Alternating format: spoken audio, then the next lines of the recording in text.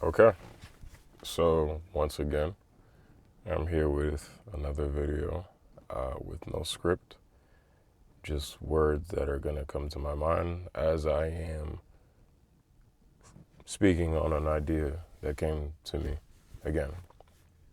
I want to speak about something that I think is always brought up, but not, I guess, extrapolated on, which is you always hear the phrase, you are the sum of the five closest people you hang around, or birds of a feather flock together, or some different iteration of that same quote.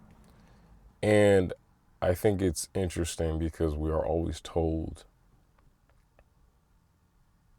you need to change the people you hang around, or you need to, X, Y, and Z if you want to move up or elevate or increase and have some form of upward mobility, whether it's in the educational sense or just creating something for yourself.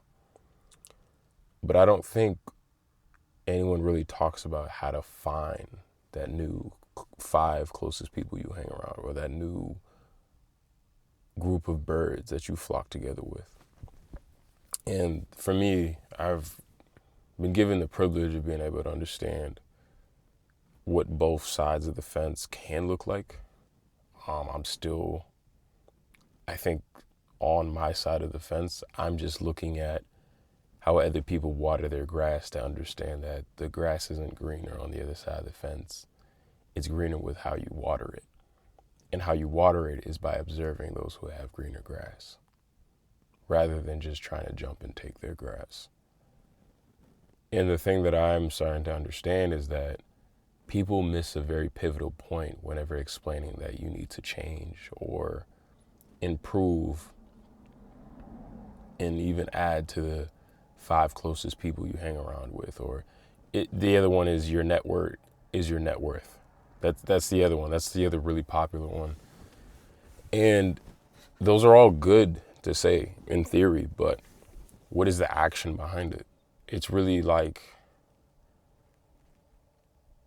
in a sense, it's not subjective, but it's very vague enough that people can just go, okay, like, what am I supposed to do with that? Like, how do I find those specific people? Because you can always just keep changing friend groups, or keep changing the people you hang around with, or keep changing the people you network with. But how do you know who are the right people to network with? How do you know who makes sense to, further and deepen the connection with? And I've summed it up to just one word. It's a word that we all know. It's a word that we all take part of without realizing it subconsciously. And it's a word that anything and everything in nature takes part of. Environment. Environment is the catalyst to every single change and conditioning that you, me, or anybody else is aware of, or even unaware of. Your environment from the day you're born curates the kind of person that you become. Conditioning. I'll give you an example. For a dog, if I give a dog a brutal owner as a puppy, it will grow up scared. If I give it a loving owner from the day it's born, it will grow up energetic and love. There's different kinds of reactions for different kinds of environments given. And that's a survival instinct. That's something that's biologically hardwired in our brain to do.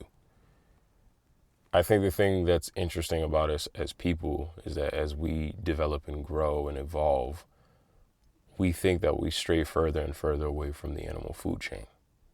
We don't. It's just a bit different now. Simple. There's still hierarchy. There's still top of the food chain. There's still lower part of the food chain. There is still nature at play. That is one thing that we cannot escape, no matter how much we try. We may try to escape nature from the animalistic sense, but in our hearts, we are still animals. So how we play how we play amongst each other is now the new animal kingdom.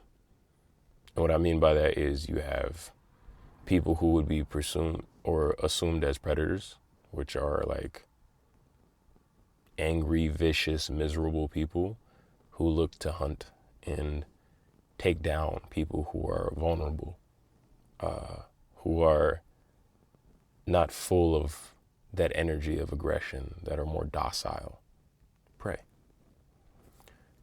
So what I say, and I know that might sound like I'm taking a bit of a left turn when I speak about that, but what I'm saying is that nature plays. And one of the biggest things that nature has always shown us is environment, adaptation, evolution. Creatures who came closer to the land from water developed land-like qualities and vice versa. And that happens over time.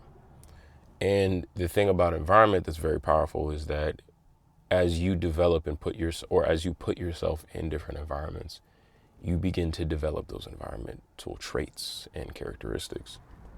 It's why when somebody leaves their hometown from a small town to a bigger city, they are now that much of a bigger individual. They think bigger, they think faster, they think stronger.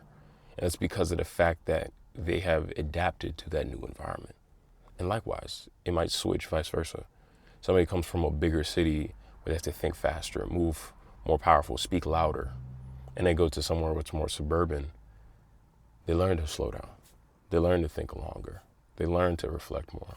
They learn to not sweat the small stuff anymore. Because it's in the environment. The environmental conditions don't warrant that anymore.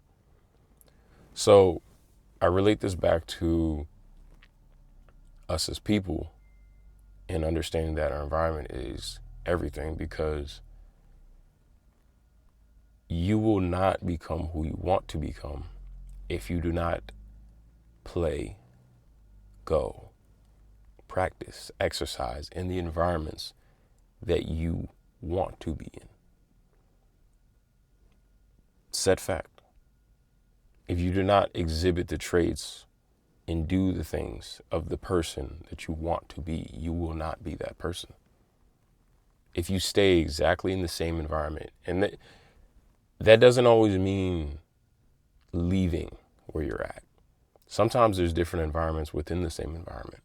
A small example is for me at school. I wanted to do something better with my grades and academics because I had a long history of just never really trying or putting any effort in. And within that environment of school, I found a different environment. I started going to the library more. I started hanging with my friend Danny, who was an academic head, and he cared about his academics. He was still a fun human being outside of that, but he cared about academics. It made me care about academics because I started spending more time. And I naturally wanted to care about academics, so what I did was I started exhibiting traits of somebody who was an academic, a scholar. And the thing that I think is very interesting is that small example is an environment within an environment. So you don't always have to change every single thing. Don't get me wrong, certain places you will feel that there's no opportunity to be different. But everywhere you go, there are going to be people that are different. Doesn't mean it's going to be a large group of people, but there will be someone, a few, who think the same way that you think, or think differently, actually. For that fact, you might want them to think differently. You might need them to think differently. So that way it forces you to think differently.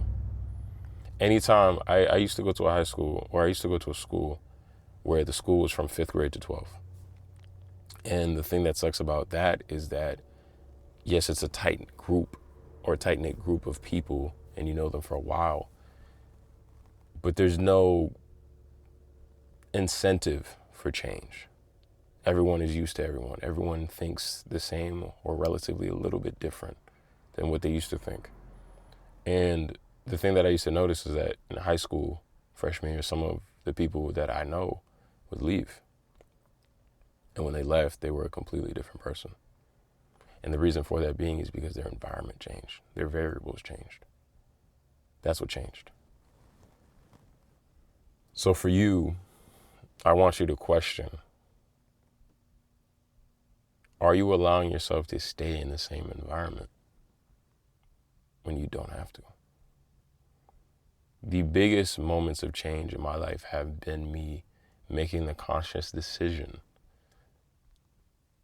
to change my environment. Without realizing it, over time, if you are in a different environment, you have no choice but to adapt, or you will not survive in that environment.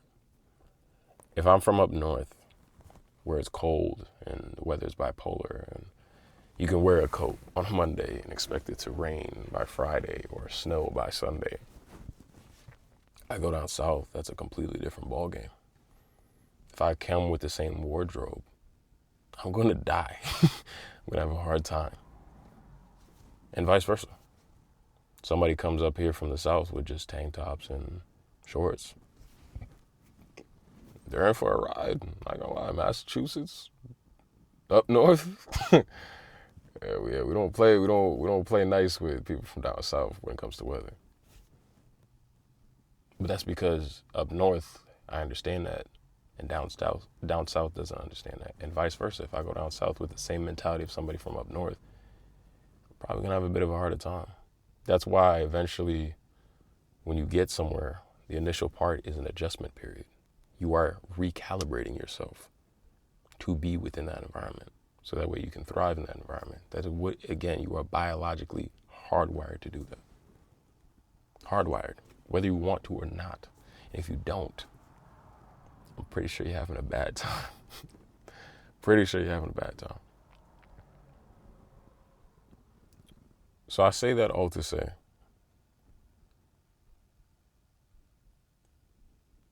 you will not have the opportunity to grow, the opportunity to meet and have a new sum of 5 people, the opportunity to have a new network that is your net worth, the opportunity to have a new flock of birds to be with, if you do not change your environment. And don't think it needs to be some grandiose decision of, I'm going to go halfway across the world. Sometimes it is that decision. Other times, it's just choosing intentionally the people or the environment or the sub-environment within the environment you're already in. That is how change is made. That is how you develop. That is how you grow. And that is how you evolve. All of that takes time. All of that takes effort. But the one thing that is the needle mover is choosing the environment that you decide to put yourself in. Simply. Figure out what that means for you and act on that. But that is all I have for today. Again, no script to follow along, just words from my head. And I think I got my message across. So, until next time.